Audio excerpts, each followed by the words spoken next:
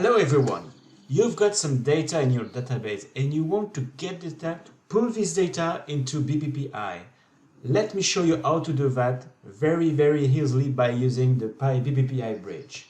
So let's first go to the database. So this is a SQL database, SQL Server database, and let me show you the query and how we would like to get the data. So this is a very little sample of data with a list of different events, something very simple again. So this is the query I need to get, in fact, to set, and this is what I would get as a result.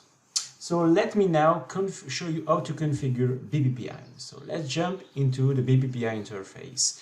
So here I'm into BPPI 2.0. So if I'm jumping into the repository and afterwards in the data sources, so I need now to create what we name a DBMS CLI configuration. So to do that, I've got several here. You just have to create a database configuration here. And now I'm gonna put, in fact, a name for this connection. So it could be my connection here. So I can put, in fact, a name, dummy, and a password.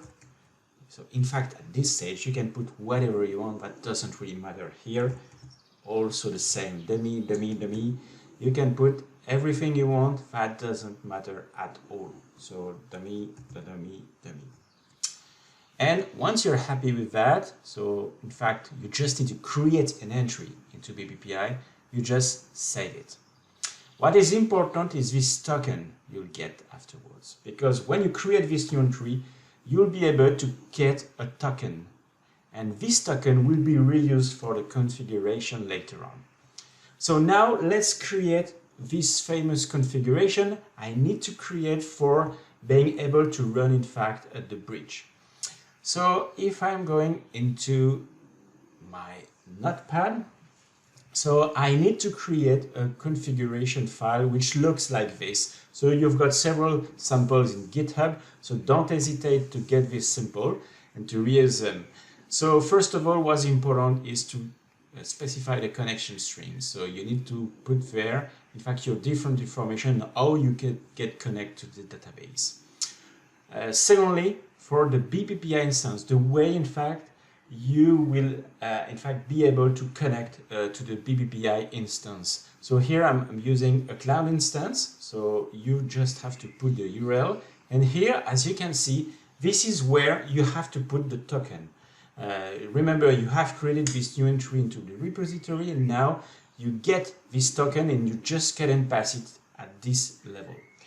Now this is where you have to put the table name. In fact, what we will do is you will create a new entry, a new table into the BPPI repository. This is the name of this new entry you will create.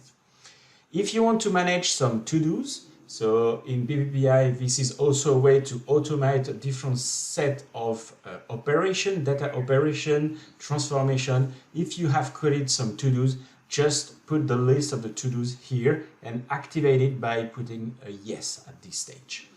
So once you have done that, you just need to go to the command line, and here launching, in fact, the command line by just launching Python BPPI bridge.py.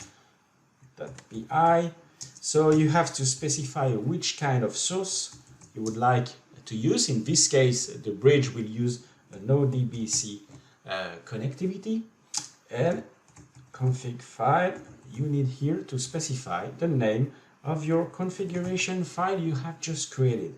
So config file odbc.ini, and that's it. You just run it, and now what the bridge is going to do is to get the data from the database. So by launching the queries and by gathering this data, it will push all of this data into BPPI, and that's it. Now if I'm jumping into the repository again, so I should be able to see the new entry. So here you see I've got the bridge ODBC, which was exactly the name of the table I've mentioned in the config file .ini, and here I can see exactly the same data I was able to see in my database. So just hope that helped by using in fact this bridge, and if you have any questions, any concern about this tool, don't hesitate to put your comments in GitHub and to create your own issues. There's some troubles in GitHub as well. Thank you very much.